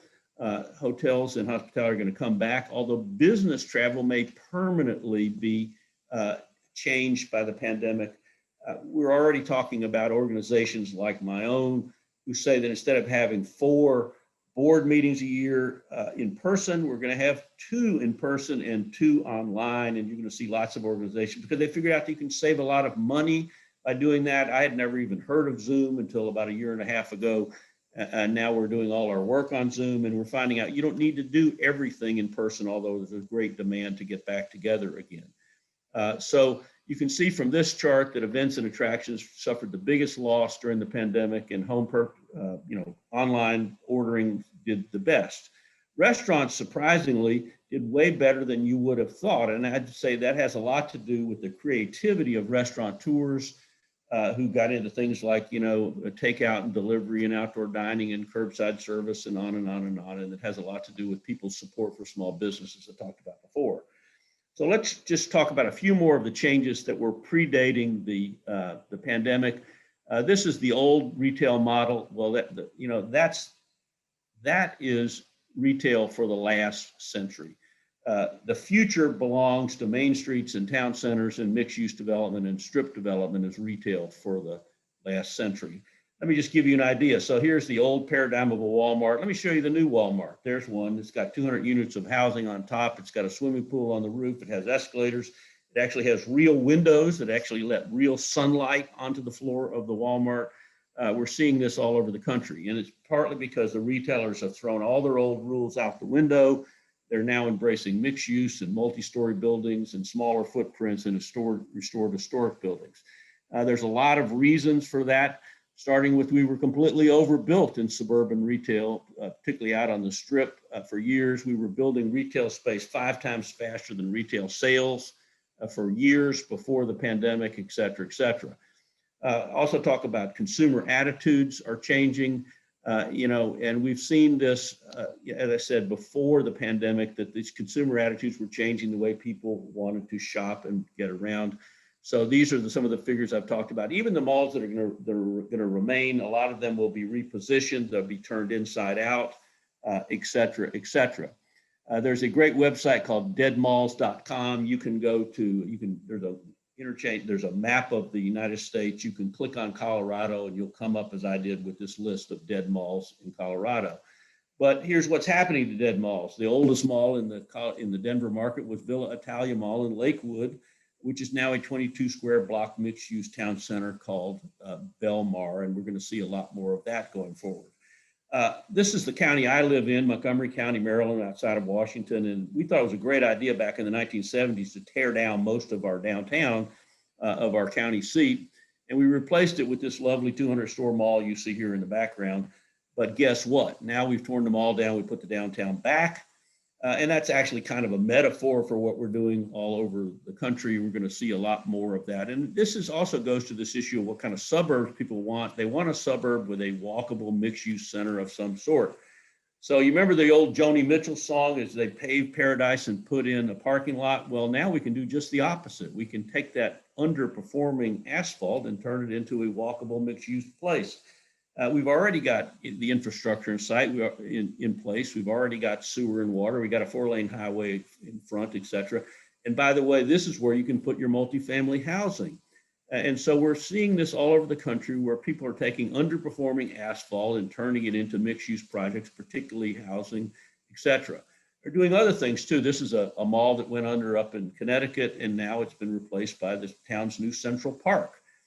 So the old model, and you start to see these things on the coast and then they move in. I know you've got some of this in Denver, et cetera, and around the state, but the old model was all about spread out, single use, drive only. The new model is about compact, mixed use, walkable or drivable.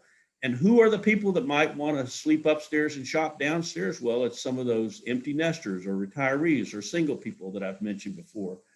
I know some of you are saying, well, we couldn't do that in my small town. Well, maybe you could do something like this. This is the small town of Herndon, Virginia, which has a Dairy Queen with a dentist office upstairs. How appropriate. And look at the economic return on these projects. I was in Bentonville, Arkansas with a group of ULI members about a couple of years ago, and we were driving down the interstate from Bentonville to Fayetteville, and we saw this Waffle House out on the highway. And we didn't really pay any attention to that till we got into downtown. There was another Waffle House with 3 floors of housing in a downtown building, brand new building. And I said, well, that's interesting. I have never seen a Waffle House with housing on top before. So we run over to the Fayetteville City Hall and we find the planning department. We say, you guys know anything about that that Waffle House? And they go, yes, of course we do. We've done a study on that Waffle House. And it turns out the downtown Waffle House was outperforming the one out on the highway. But more importantly, and this is, I think, the key point about why the future belongs to mixed use as opposed to single segregated drive only kind of uses, because it generates more taxes per acre, more jobs per acre. There's 40 people living upstairs as opposed to no one living upstairs above the Waffle House out on the highway. And oh, by the way, if you're eating a lot of waffles, you probably need a walk after you go to the Waffle House.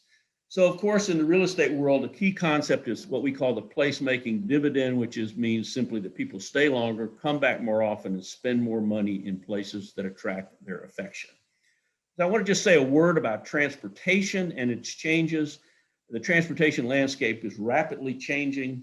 And I think George Will sums it up pretty well. He says, like the smartphone, which you lived without until about a decade ago and now can't imagine living without, future mobility innovations will quickly change from unanticipated to indispensable. And so it's things like ride sharing and car sharing and bike sharing and autonomous vehicles and e-bikes and electric scooters, et cetera. Transit use is obviously down in the United States because of the pandemic, but cycling and micro-mobility have exploded. Nationwide, bike sales have jumped by 125% and up to 300% in a number of major markets. Denver is one of those. And part of the reason it's jumped is because now we finally have enough bicycle infrastructure, things like off-road trails, you can get around without a car. And most trips are, 2 miles or less, non-commute trips, et cetera, et cetera. So point here is that technology is enabling new forms of transportation and mobility. Regulation always follows technology, and we've seen every change in transportation technology since the beginning of the last century has changed the way we grow and how our cities are and what we build.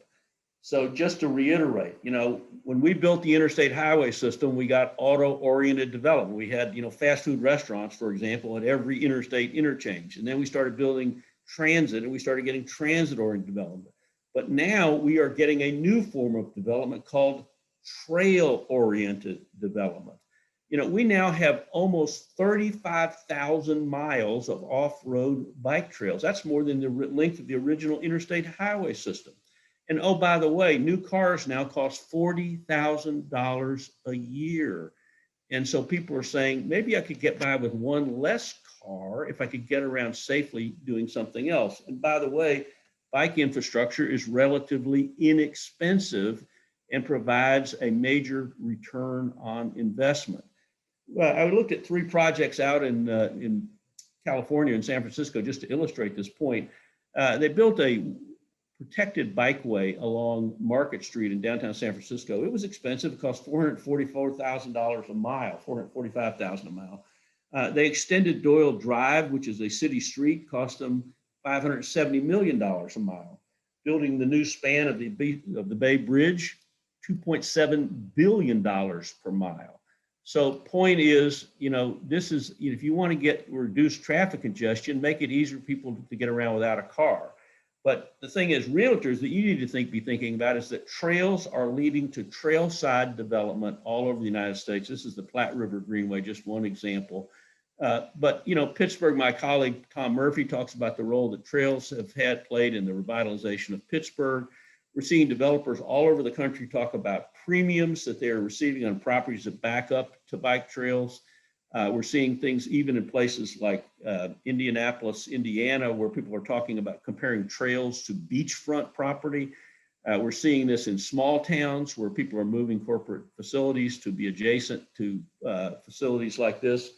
The Carolina healthcare system moved to be adjacent to this trail. Probably the largest development project in the South is the Beltline in Atlanta, which is a 22-mile-long bike trail that circles downtown Atlanta, which now has almost $3 billion in new construction on it. And what does that construction look like? Well, let's go to Minneapolis. This is the Midtown Greenway. There are 13 new multifamily buildings that built adjacent to that. The developers built the ramp that you see there going down to the trail. By the way, that trail is plowed in the winter. It's lighted at night. It's patrolled by police, et cetera, et cetera. It has rest stations, stops, and cafes along it, and so on and so forth. And even in one of the colder cities in the country, they have almost 6,000 people a day that get to work on that trail. Another thing that we as developers have become interested in is that, more biking means less parking. And parking, of course, is incredibly expensive. Surface parking, 3,000 to 4,000 a space, structured parking, 15,000 to 20,000 a space, underground parking up to 50,000 a space. Suppose you could, buy every tenant in your building a bicycle, and you could do that for less than the cost of 2 structured parking spaces. And so developers are saying, well, maybe I could get a reduction in the parking requirements if I could provide a car share facility or a bike share facility, or maybe bike parking, or have it on a transit line, et cetera. Here's an example in Albuquerque where they built a new affordable apartment unit with only 23 car parking spaces because people had other ways to get around in this walkable mixed-use neighborhood. Less parking also means fewer tear downs, and the biggest impediment to more building reuse projects is parking standards. So I could show you pictures like this from all over the country. That's Cleveland, downtown Cleveland, 1960. Here it is in 1985. Has everything to do with parking requirements. They just basically tore down the city to allow you to make it easier to park cars. All right, so we do a report every year, obviously, called the Emerging Trends in Real Estate. One of the trends that's going to continue into it will accelerate, we believe, after the pandemic is that office space and housing in rehabilitated industrial buildings is going to continue to command rents above Class A product and above rents in new buildings. Here's a typical Class A office building in any city, USA. Well, here's another new office building, but it's in a building that is over 100 years old. And this building got higher rents, faster lease up, and less turnover. You're seeing this trend because both creative class employers and employees like space with character. And also these old buildings, these historic warehouses and factories and so forth, they have large floor plates, which makes it easy to move things around, and flexibility is, of course, really required in the world we live in and going forward. So there's the Converse shoe headquarters, and this is the Starbucks headquarters in the old Sears warehouse, and this is the Urban Outfitters headquarters in the former Navy Yard, and this is the Under Armour headquarters in the former Tide detergent plant, and here's a luxury apartment complex in the former R.J. Reynolds factory, and here's student housing in a cotton mill in Columbia, South Carolina. Here's a new Holiday Inn in the Bexar County Jail in San Antonio, and here's a new Marriott in the former John Deere factory in Iowa, and here's a Hampton Inn and Old Silk Mill in Petaluma, California, and so on and so forth. The benefits are adaptive reuse. We don't pay enough attention to this. Preservation of local identity, lower construction costs, slows urban sprawl, faster new construction, and are very popular with communities. I mentioned the issue of suburban strip retail. We're going to lose a lot of suburban strip retail. So what can you do with the dead mall? Well, you might turn it into the community college, or you might take a big box store and turn it into a church, or you might put a health center in there, or you might take the empty factory and put an elementary school in there. Final thing I want to touch on is how suburbs are changing. Suburbs of the future will be built in more compact ways, and we're going to add a greater diversity of housing. We already have a majority of the American poor and new immigrants living in suburbs. We've been following about 5 trends in suburban redevelopment. These include mall and office park retrofits, transit-oriented development in the suburbs, corridor redevelopment, suburban town centers, and what I would describe as large-scale suburban transformation. Suburban town centers, we're seeing them pop up all over the United States, and I think the successful suburbs of the future will be the ones that are not the drive everywhere for everything suburb, but the ones that have some walkable mixed-use center like you see here. We're also been looking at office parks, adding housing and retail. The largest research park in the United States, the Research Triangle Park in Raleigh, North Carolina, they had 3 rush hours a day, 3. What were they? Morning, evening, and lunch, because they didn't build any restaurants in the Research Triangle. Now they are building both retail and housing in the office park, and we're seeing things like this all over the country. I already touched on this, that one of the great retail trends of the future will be the conversion of dead or dying strip commercial centers into walkable urban places. University of Connecticut never had a town in Storrs, Connecticut. They just had a couple of strip malls, and now they've built a town center, which of course the students like a lot better. This is a strip mall outside of Atlanta that is now the new town center, city hall, library, and 200 units of housing in their new town center. I've already mentioned Belmar, et cetera. So, you know, what's going to happen to the malls that survive? Well, they're going to be adding housing like you see in this one outside of Minneapolis, or they're going to be taking the Sears store and turning it into senior housing. Wholesale suburban transformation. You're seeing this around the country as well. Let me give you an example. So this is typical suburban office sprawl, you know, drive to every separate building. Here's another new office park, mixed use office park outside of Columbus, Ohio, in a small town called Dublin. And I think that's the kind of future we're going to see more of. So just to end on this, you know, what are your opportunities? I think affordable housing is a big opportunity. We need to think more about how to build that, how to reduce land costs, et cetera. Healthy buildings and healthy places. We're going to see much more emphasis on that post-pandemic. Offices and retail converted to housing, hotels converted to housing, trailoring development, mixed use, from malls to mixed use, adaptive reuse projects, and niche market housing in the suburbs. So thank you very much. I'd be happy to answer any questions you have. And like Matt, I'll be sending my slide deck to Eric after the presentation, and you're all welcome to have a copy of it. So thanks very much. Eric. Ed McMahon, thank you so much. I so appreciate it. I'm guessing I'm like everyone. I feel a whole lot smarter now, about 15 minutes later. So insightful, so appreciate it. I guess, Ed, the bike path is the new cart path. Yeah, you know, it's interesting. I was at I was in Denver probably 10 years ago now, when the fast track system was being built, and there was a developer who was before the planning commission. He was seeking a reduction in his parking standards, and Denver at that time had not reduced parking standards even for projects next to a light rail station, and it was also next to the Platte River Greenway. And the developer says to the planning commission, he says, you know, if you reduce my parking standards, I could buy everybody in the building a brand new bicycle. And I just started thinking about that. And, you know, parking is so expensive that developers really need to start making the case if you provide, suppose you gave every tenant in your building a car share membership, or you gave them an Uber membership, or things like that. You could start to reduce the amount of parking, which drives up the cost of housing. And of course, the affordable housing issue is a big one. So I was really impressed by that and have done a lot of research related to that, following that experience. It's so good. It's so good, Ed. One thing I really appreciated was everything you had to share about fair housing, affordable housing, specifically around preserving housing and how that's the overlooked opportunity. It's not so much about building affordable housing, it's also about preserving it. Also, when you talked about just getting creative with publicly owned land and how that can create affordable housing, because so much of the cost is associated with the land itself. Yeah. Want to remind everyone that that's part of CAR's Century of Opportunity legislative package. It talks about that exact thing. I'll put a link to that in the chat so everyone can learn more about that. Great. And Great.